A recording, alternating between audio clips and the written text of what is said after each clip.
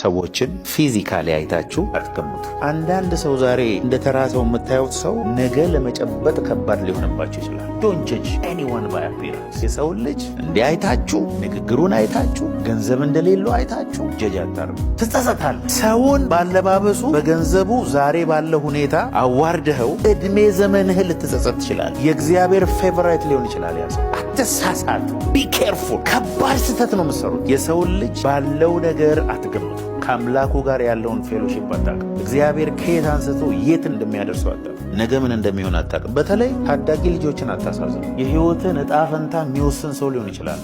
ዶንት ኖ። ነገ ለእግዚአብሔር ብቻ ነው የተሰጠ። ማን ምን እንደሚሆን ነገ አይታወቅም። ዛሬ ላይ ሰውን ጀጅ አታርጉ። ሰው ፊትን ያያል፣ እግዚአብሔር ግን ልብን ያያል። ማንንም ሰው ንቀት አታሳዩ። በእድሜ ዘመን ሰውን ሁሉ እኩል ነው ማሰብ ያለበት።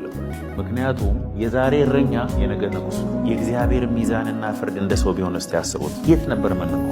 ሰው ፊትን ያያል፣ ሰው ብርህን ያያል፣ ሰው አለባበስን ያያል፣ ሰው ብራንድህን ያያል። እግዚአብሔር ግን የዛሬ ሁኔታን አያይም፣ ጫማህን አያይም። ነገህን ኦልሬዲ እግዚአብሔር ዛሬ ለሱ ካለ ፍቅር ተነስቶ ያያል። ዶንት ጃጅ ኤኒዋን ባይ አፒራንስ። በተለይ ስልጣን ሲኖራችሁ፣ ገንዘብ ሲኖራችሁ፣ አቅም ሲኖራችሁ ሰውን ልብ መስጠት፣ ሰውን ማሳዘን ዩ ዊል ሪግሬት ቱሞሮ። ትጸጸታላችሁ።